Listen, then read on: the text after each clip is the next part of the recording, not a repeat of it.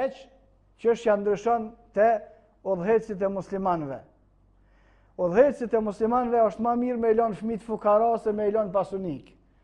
Kjo është dallimin mes atyre të cilët i udhëheqin njerëzit me drejtësi dhe dallimi e atyre të cilët e marrin udhëheqjen për me vjedh prej njerëzve.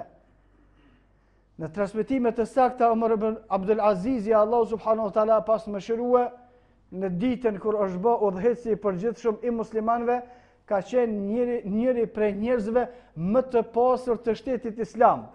Kurse shteti islam në këtë kohë kishte 31 milion kilometra katror territor dhe miliona besimtar të cilët i drejtonte.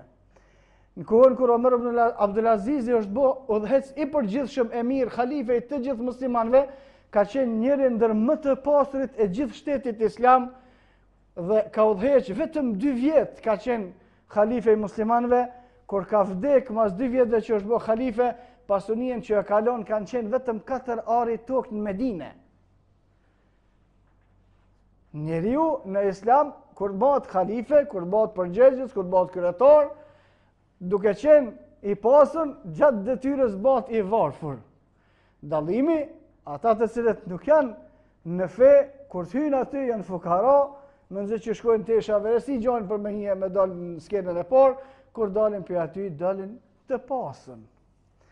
Pastaj kanë pyetur Omar ibn Abdul Azizin, pse këtë shpenzim, këtë pasuni e ki dhënë rrugën e Allahut, nga se në transmetimet të sakta, Omar ibn Abdul Azizi edhe gruas vet ja ka lyp arin, dhuratat që ja ka ble më përpara, edhe çikat veta ja ka lyp, ama jepni ta jap për nevojat e muslimanëve. Për to që s'ka lënë asnjë lloj pasunie, përveç 4 ari tokë në Medine. E kanë pyet njerëzit pastaj, o udhëheci muslimanëve, pse s'pyelen fëmijëve tu? Për shkak se ka dallim mes atij që ka përgjegjësi në popull dhe mes atij që është përgjegjësinë e vet personale.